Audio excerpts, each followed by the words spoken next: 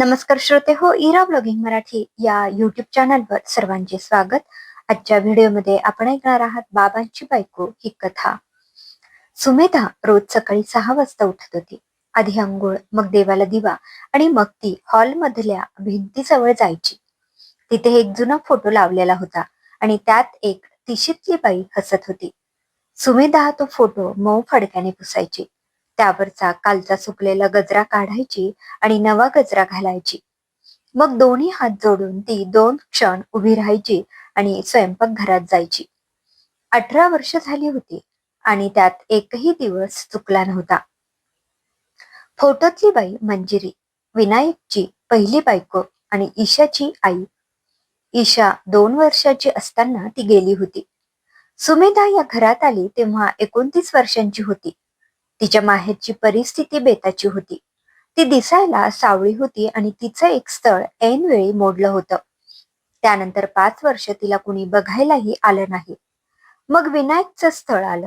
38 वर्षाचा, बँकेत नोकरी, स्वतःचं घर आणि 12 वर्षांची मुलगी. तिच्या आईने तिचा हात हातात घेऊन एवढंच म्हटलं होतं, पोरी, तुला आईतं घरदार मिळतंय, पण त्या पोरीला आई मिळते की नाही हे तुझ्या हातात आहे. सुमेधाने ते वाक्य आयुष्यभर लक्षात ठेवलं. लग्नाच्या दुसऱ्याच दिवशी तिने ईशाचं दप्तर तपासलं. तिच्या वह्यांना कव्हरं घातली आणि तिचा डबा भरून दिला. ईशाने तो डबा शाळेतून तसाच परत आणला. तिसऱ्या दिवशीही, चौथ्या दिवशी सुमेधा काहीच बोलली नाही. फक्त तिने डबा पुन्हा भरून दिला. 8व्या दिवशी तो रिकामा परत आला. पण एक गोष्ट कधीच बदलली नाही. ईशाने सुमेधाला कधीही आई म्हटलं नाही. सुरुवातीचे काही महिने ती काकू म्हणायची. मग तेही बंद झालं. पुढची 18 वर्ष ती सुमेधाला हाक न मारता बोलायची. समोर येऊन उभी राहायची आणि बोलायला सुरुवात करायची. आणि कुणी बाहेरचं माणूस विचारलं की या कोण, तर ईशाचं उत्तर ठरलेलं असायचं, या माझ्या बाबांची बायको आहेत. हे वाक्य पहिल्यांदा ऐकलं तेव्हा सुमेधाला ते फार लागलं. मग हळूहळू सवय झाली. 18 वर्षात तिने ते किमान 200 वेळा ऐकलं असेल. पण तिने आपलं काम कधी थांबवलं नाही. ईशाच्या 10वीच्या वर्षभर सुमेधा रोज रात्री 12 पर्यंत तिच्याबरोबर जागी राहायची. ईशाला टायफॉइड झाला तेव्हा 21 दिवस सुमेधाने तिला उचलून बाथरूम पर्यंत नेलं. ईशाला पहिल्यांदा पाळी आली तेव्हा ती घाबरून रडत होती आणि तिला सगळं समजावून सांगणारी सुमेधाच होती. 12वी नंतर ईशाला पुण्याला वसतिगृहात राहायचं होतं. तेव्हा विनायक तयार नव्हता आणि सुमेधाने 4 दिवस भांडून त्याला तयार केलं. यातल्या कशाबद्दलही ईशाने कधी आभार मानले नाहीत आणि सुमेधाने कधी अपेक्षाही केली नाही. फक्त एकदा ईशा 13 वर्षांची असताना एक प्रसंग घडला होता. त्या रात्री ईशाला खूप ताप होता. सुमेधा तिच्या उशाशी बसून कपाळावर घड्या ठेवत होती. रात्री 2 वाजता ईशाने डोळे उघडले आणि अगदी हळू आवाजात विचारलं, तुम्हाला स्वतःचं मूल झालं की तुम्ही मला नकोशी कराल ना? सुमेधा थबकली. असं का वाटतं तुला? माझ्या वर्गातल्या रेवाच्या घरी असंच झालं. तिच्या नवीन आईला मुलगा झाला आणि ती आता रेवा आजीकडे राहते. सुमेधाने तिच्या केसांवरून हात फिरवला आणि म्हणाली, ईशा, मी तुला वचन देते, या घरात दुसरं मूल येणार नाही. तू एकटीच राहशील. आता झोप. ईशा झोपली. सकाळी उठल्यावर तिने त्या बोलण्याचा उल्लेखही केला नाही. 13 वर्षांच्या तापातल्या पोरीच्या लक्षात ते राहिलंही नसेल. सुमेधा मात्र ते वचन विसरली नाही. पुढच्या वर्षभरात विनायकने 2दा विषय काढला. सुमेधाने दोन्ही वेळा नकार दिला आणि कारण सांगितलं नाही.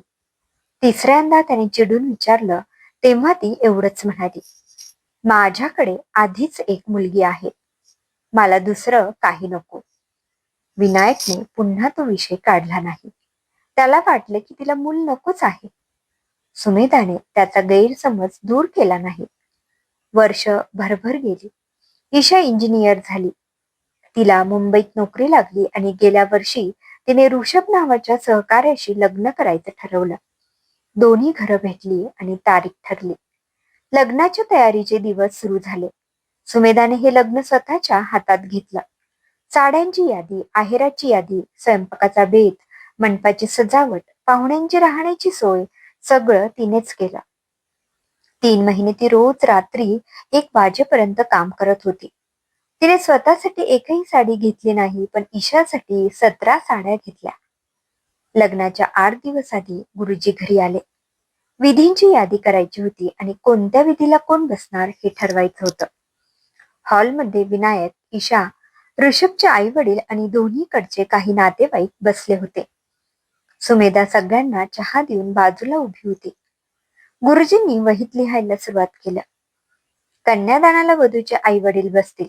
विनायकराव आणि त्यांनी चष्म्यावरून बघत सुमेधाकडे हात केला. या मातोश्रीना.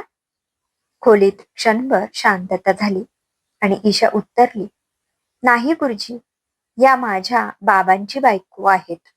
माझी आई मी 2 वर्षांची असताना गेली. गुरुजींनी पेन खाली ठेवला.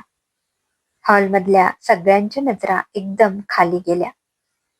ऋषभच्या आईने अवघडून खिडकी बाहेर बघितलं. सुमेधा दारात उभी होती. संध्याकाळी तिने नेहमीसारखा स्वयंपाक केला. सगळ्यांना वाढलं आणि रात्री उशिरापर्यंत आहेराच्या झाडांवर चिठ्ठ्या चिटकवत बसली. ती कोणाशीही काहीही बोलली नाही आणि तिच्या चेहऱ्यावरही काहीही दिसलं नाही. रात्री 11 वाजता विनायक ईशाच्या खोलीत गेला. ईशा, दुपारी तू गुरुजींना काय सांगितलंस ते आठवतंय का? जे खरं आहे तेच सांगितलं बाबा. खरं म्हणजे काय? त्या माझी आई नाहीत. माझी आई गेली. मी खोटं का बोलू? विनायक तिच्या पलंगावर बसला आणि बराच वेळ काहीच बोलला नाही. ईशा, तुला एक गोष्ट सांगायची आहे. 18 वर्षापासून मी ती सांगितली नाही, कारण मलाही ती 4 वर्षापूर्वीच कळली. काय? तू 13 वर्षांची असताना तुला टायफॉइड झाला होता, आठवतं? हो, मी 21 दिवस अंथरुणावर होते. त्यातल्या एका रात्री तू तिला काहीतरी विचारलं होतंस, आठवतंय का? ईशाने आठवायचा प्रयत्न केला आणि तिने नकारार्थी मान हलवली. तू तिला विचारलं होतंस की तुम्हाला स्वतःचं मूल झालं की तुम्ही मला नकोशी कराल ना?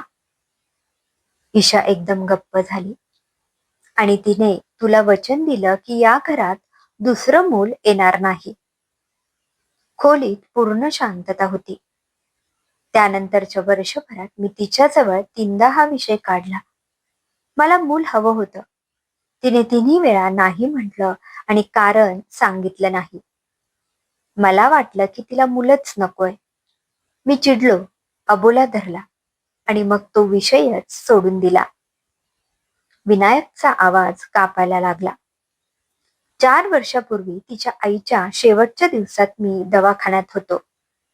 त्यांनी मला विचारलं की जावई बापू, सुमेधाला दुसरं मूल का नाही होऊ दिलं तुम्ही? मी म्हटलं की तिलाच नको होतं. तेव्हा त्या म्हणाल्या की तिने तिच्या पोरीला वचन दिलंय. ईशाच्या डोळ्यातून पाणी वाहायला लागलं होतं. बाबा, मी 13 वर्षांची होते. मला काहीही आठवत नाही. मला माहितीये, तुला ते तापातलं वाक्य आठवत नाही, पण तिला ते 18 वर्ष आठवतंय. विनायक उठून उभा राहिला. ईशा, एक विचारतो, या घरात तुझा डबा कोण भरतो? तुझी 10वी कोणी केली? तुला उचलून बाथरूम पर्यंत कोण नेत होतं? आणि आज तुझ्या लग्नाच्या 17 साड्या कुणी निवडल्या? ईशा काहीच बोलू शकली नाही. तिने कधी तुझ्याकडून आई म्हणून हाक मागितली का? एकदाही? मग तिचं नाव तू गुरुजींसमोर काय म्हणून सांगितलंस? एवढं बोलून विनायक खोलीबाहेर निघून गेला. ती रात्र ईशाने डोळ्यात काढली. 18 वर्षातले शेकडो प्रसंग एक एक करून तिच्या समोर येत राहिले आणि प्रत्येक प्रसंगात एकच बाई उभी होती आणि त्या बाईला तिने कधीही एकदाही आई म्हणून हाक मारली नव्हती. लग्नाच्या आदल्या दिवशी पहाटे ईशाला जाग आली. घड्याळात 6:15 वाजले होते. बाहेर हॉलमधून कुणाचा तरी हळू आवाज येत होता. ती हळूच दाराशी येऊन उभी राहिली. सुमेधा भिंतीजवळ उभी होती. तिच्या हातात नवा गजरा होता आणि ती मंजिरीच्या फोटोवरचा जुना गजरा काढत होती. फोटो पुसताना ती बोलत होती, मंजिरीताई, उद्या तुमची मुलगी सासरी जाणार. मी घाबरत होते हो. मला वाटायचं की मी कुठेतरी कमी पडेन. पण आज सांगते, मी कमी पडले नाही. तिला शिकवलं, मोठं केलं, चांगल्या घरात दिलं.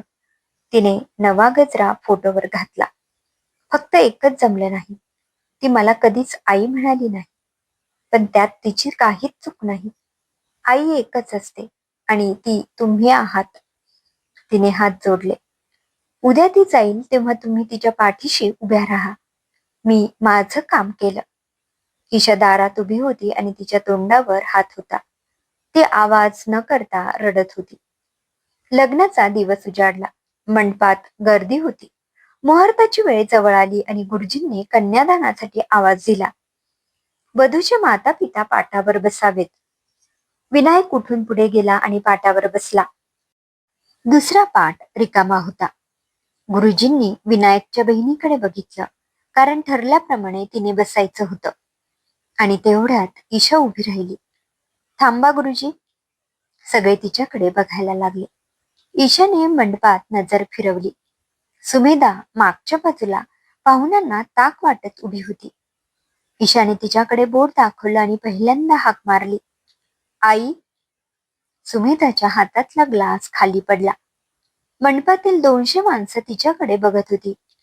ती जागच्या जागी उभी राहिली आणि तिला हालताच येईना. आई, इकडे ये, पाटावर बस. सुमेधाच्या तोंडून शब्द फुटला नाही. ती हळूहळू पुढे आली आणि ईशा समोर उभी राहिली. ईशा, अगं मी 18 वर्ष मी तुला हाक मारली नाही. मला माहित आहे की आता उशीर झालाय, पण आजपासून मी तुला आईच म्हणणार. सुमेधाने तिच्याकडे बघितलं. पण तुझी आई? माझी आई तिथे भिंतीवर आहे. तिला रोज गजरा तूच घालतेस आणि माझी आई इथे उभी आहे. दोघीही माझ्याच आहेत. ईशाने तिचा हात धरला आणि तिला पाटापर्यंत नेलं. सुमेधा विनायकच्या शेजारी बसली. कन्यादान सुरू झालं. विधी चालू असताना ईशाने वर बघितलं आणि हळू आवाजात विचारलं, आई, एक विचारू? विचार.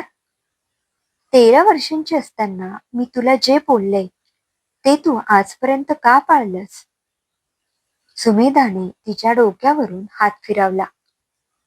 कारण तेव्हा तू घाबरली होतीस आणि घाबरलेल्या पोरीला दिलेलं वचन मोडायचं नसतं. विधी झाल्यावर ईशाने तिच्या मांडीवर डोकं ठेवलं आणि ती लहान मुलीसारखी रडायला लागली. सुमेधाने 18 वर्षात पहिल्यांदा तिला जवळ घेतलं. लग्न लागलं. ईशा सासरी गेली. दुसऱ्या दिवशी सकाळी 6 वाजता सुमेधा नेहमीप्रमाणे उठली. आंघोळ, देवाचा दिवा आणि मग ती भिंतीजवळ गेली. तिने फोटो पुसला, जुना गजरा काढला आणि नवा घातला. मग हात जोडून ती उभी राहिली आणि यावेळी ती एवढंच म्हणाली, धन्यवाद मंजिरीताई. काल तुमच्या मुलीने मला आई म्हटलं. समाप्त. लेखिका मीनारा. श्रोते हो, कशी वाटली ही कथा कमेंटमध्ये अवश्य कळवा. पुन्हा भेटूया एका नवीन कथेसह. धन्यवाद.